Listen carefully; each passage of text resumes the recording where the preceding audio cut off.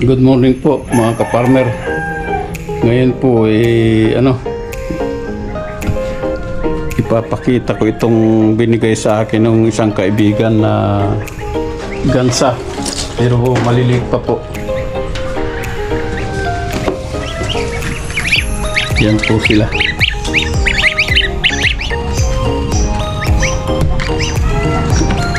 Umalis din sila kaagad, hindi na nagtagal. Pinapot lang ito, tapos umalis na.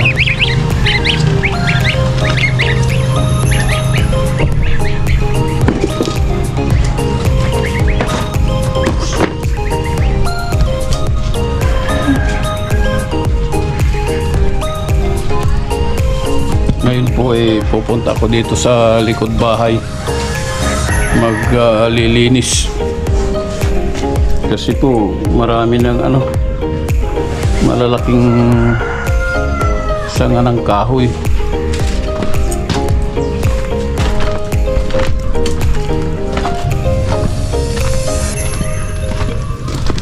Ito po yung aking kuliglig.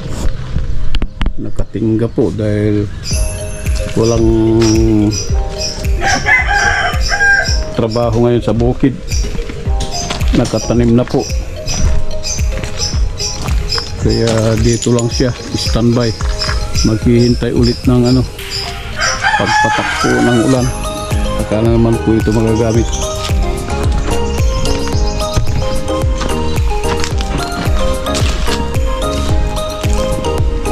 Ito po yung tanim kong saging.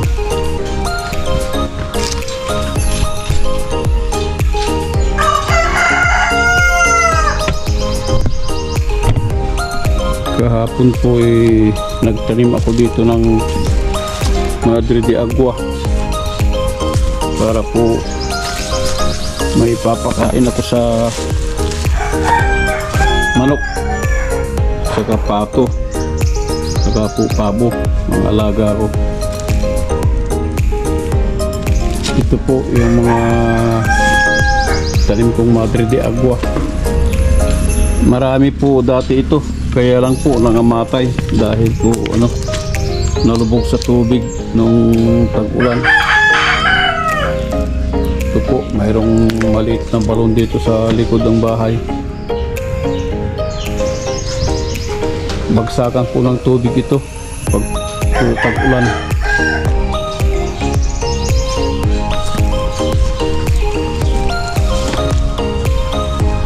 Yan po yung gilingan ko ng damo. Diyan ko po ito ginigiling. Madre de Agua, ipil-ipil, mulberry, minsan po kangkong, kamote.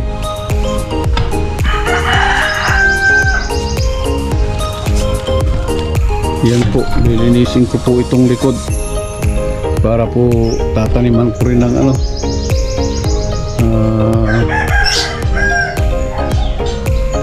tataniman ko lang, alisin ko po itong mga puno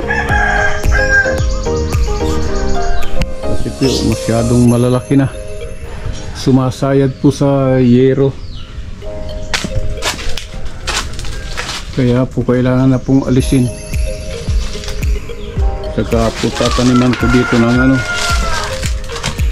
Madre de Agua para po may ipapakain ako sa manok.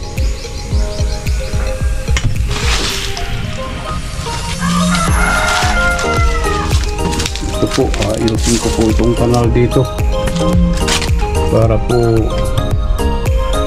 mataniman ko rito sa gilid ng pader.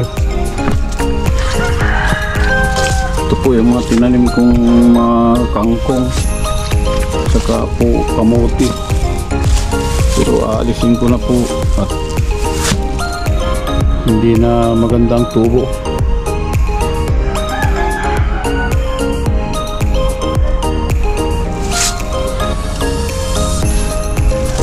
Dito po sa tagiliran ko ng bahay,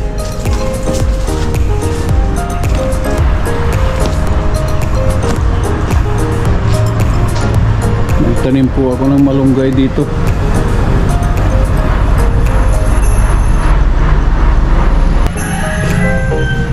po, mayroong Indian mango dito, namumulaklak na.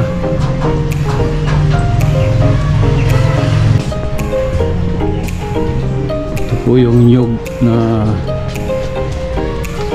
dwarf dati, pero ngayon po tumaas. Dati po napakasipag mamunga nito, ang maliit pa. Dati naaabot lang ang mga bunga nito, ngayon tumaas na. Ito naman po ay Chico. Masipag pong mamunga, mapakarami niyang ano, bunga at saka bulaklak. Ito po ang aking santan. Sipag mamulaklak, kaya lang kailangan na naman pong itrim, malalaki na, hindi na pantay-pantay.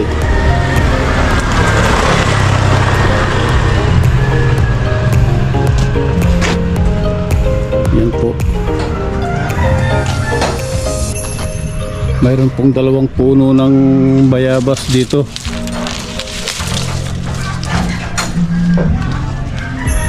Hindi ko na po aalisin para po may lilim dito sa bahay. Kapag po yan po, hindi na naaalagaan ng ano, halaman ng asawa ko. Simula po nung namatay siya 2021, napabayaan na po, wala nang nagtitingin. Minsan po nadidilig-dilig ko naman, kaya lang po hindi lagi.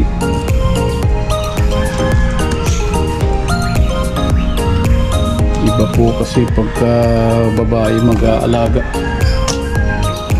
Yung misis ko noon, tutok na tutok dito. Alaga niya sa trim, kaya ang ganda kong mamulaklak. Ngayon po mahahaba na, hindi na napuputulan ng sanga. Ito po yung binili kong bougainvillea sa aking kaklase, ka-schoolmate. Kinalbo ko po dahil napabayaan na. Hindi na po dwarf ang nangyari, kundi malalaki na. Kasi po yung mga ugat nila lumusot na dun sa butas ng paso, sumayad na sa lupa, kaya po yung dwarf naging giant na.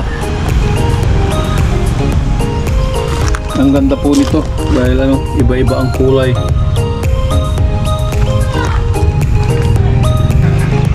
Bali 5 klase po ito dati, iba-iba ang kulay. Ang ganda po nung kinuha ko. Ngayon po napabayaan nga dahil nawala na yung asawa ko na taga-alaga.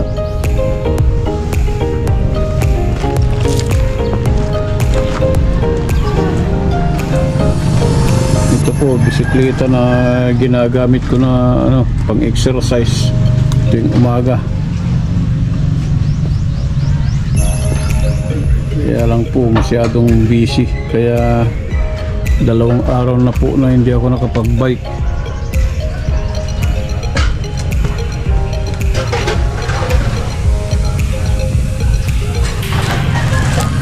Ipa dito para ilalagay ko po sa mga halaman.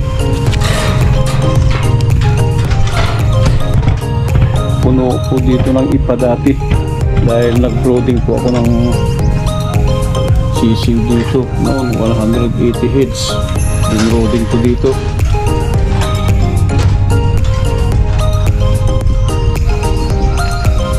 Ngayon po ginawa akong ano, lalagyan ng mga halaman. Ito po, nagtanim ako ng ano,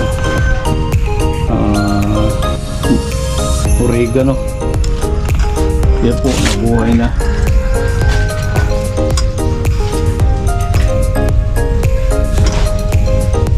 Marami na po siya. Ito rin po yung tanim kong ano, bougainvillea.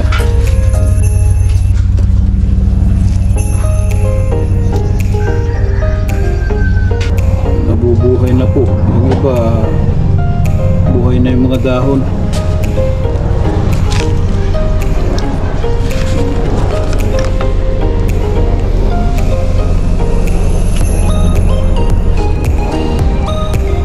Ito naman po ay Madre de Agua cuttings. Tinanim ko po. Kapag po ito'y nabuhay na, pagpatak po ng ulan, itatanim ko na doon sa panggagalingan ng mga alising kong puno.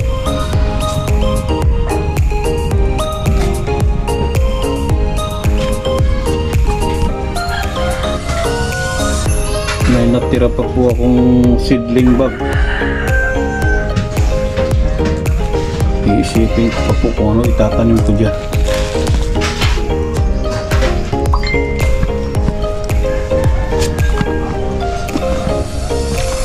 Ito po, napakaraming tumubo dito na sambong.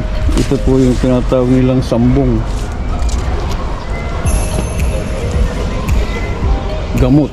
At saka mayroon na rin po palang tsaa na ginagawa dito sa sambong na ito.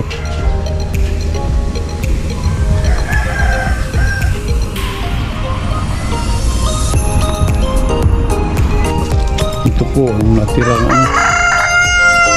natirang panggatong noong kinasal po yung anak ko.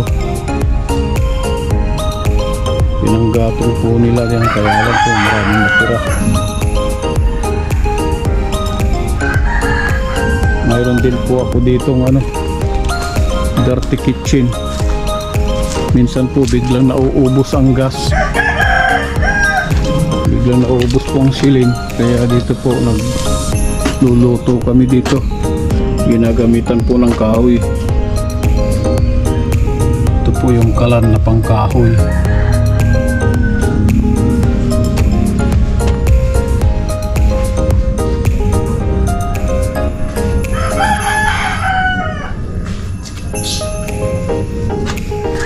Dito po mayroon ako ditong jackfruit langka. Dati pong ito, bagong tanim na po ito. Dati yung malaki ditong langka na namumunga na po, nabuwal nung may malakas na bagyo.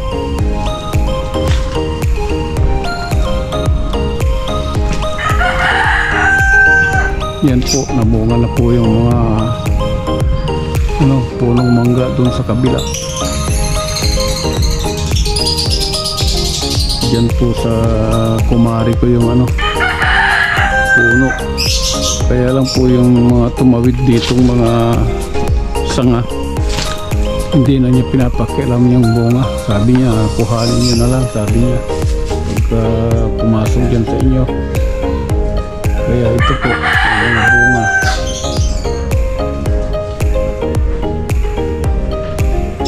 Hihintay na lang po na medyo lumaki-laki ng kaunti, pwede na pong sungkitin.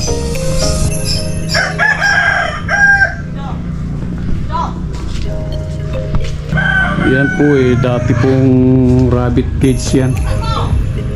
Nag-alaga po kami ng rabbit noong 2019 hanggang 2021. Kaya lang po hindi na natuloy dahil mahina ang market ng rabbit.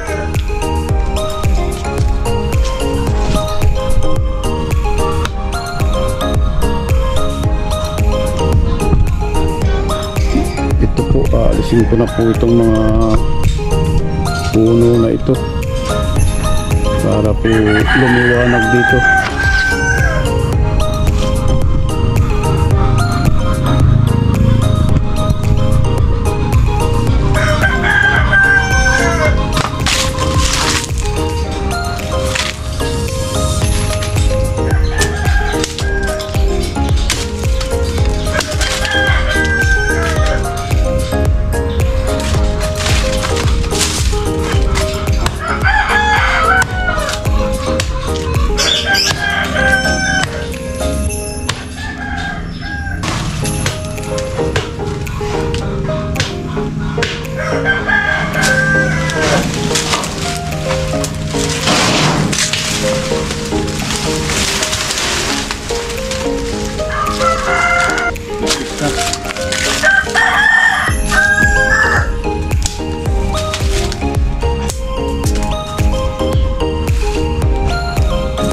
kailangan ko pong linisin dito kasi po maraming lamok. Kailangan maliwanag para hindi pamugaran ng mga insekto.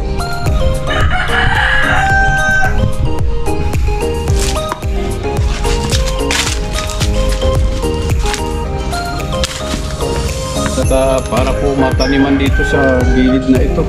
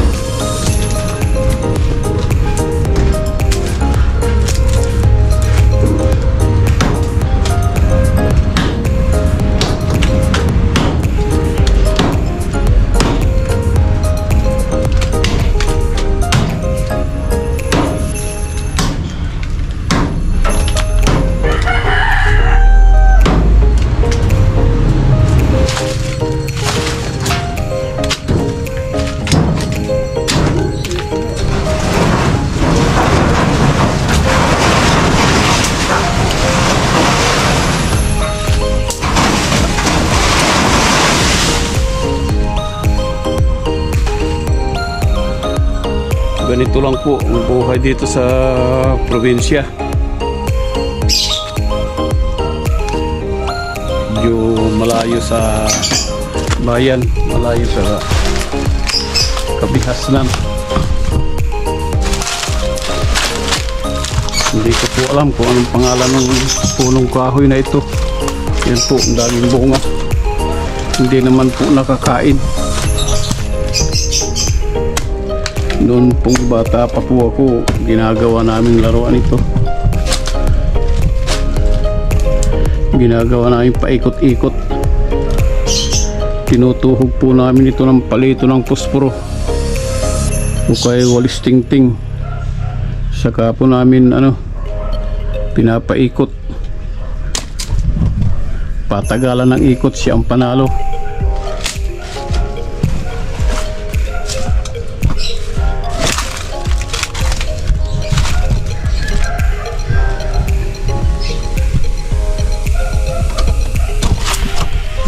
Medyo lumiwanag dito ng konti. Mamaya po lilinisin ko itong mga natuyong dahon para po hindi magbabara sa kanal. Yan po ang daan ng tubig na nanggagaling doon sa gripo. Meron pong gripo doon sa harap.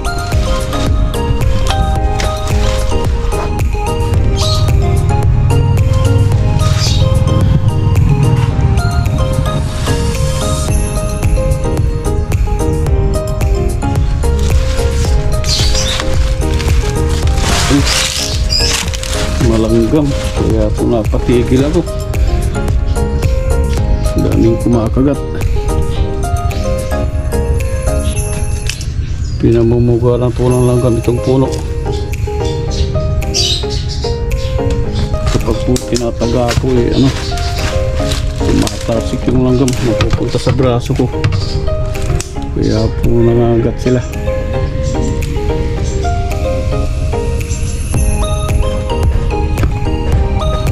Medyo mahirap-hirap pong alisin to dahil ang daming ugat. Ito pong ugat niya ay tumutubo rin po, umuusbong yan yung mga ano niya. Kaya kailangan po aalisin ang diretso. Saka po baka masira itong pader kapag po pinabayaan, dahil lalaki po ito ng malaking malaki.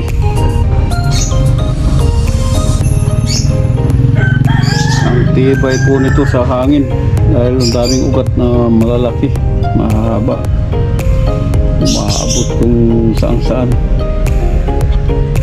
Dati po maraming isda dito, ngayon parang contaminated na yung ano, tubig niya, hindi na mabuhay ang isda.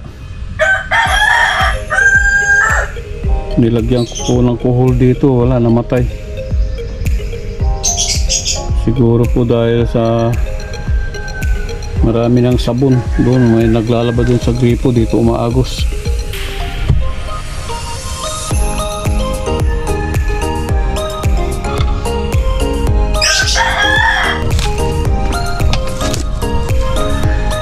Hanggang dito na lang po mga ka-farmer. Happy farming po. Bye bye.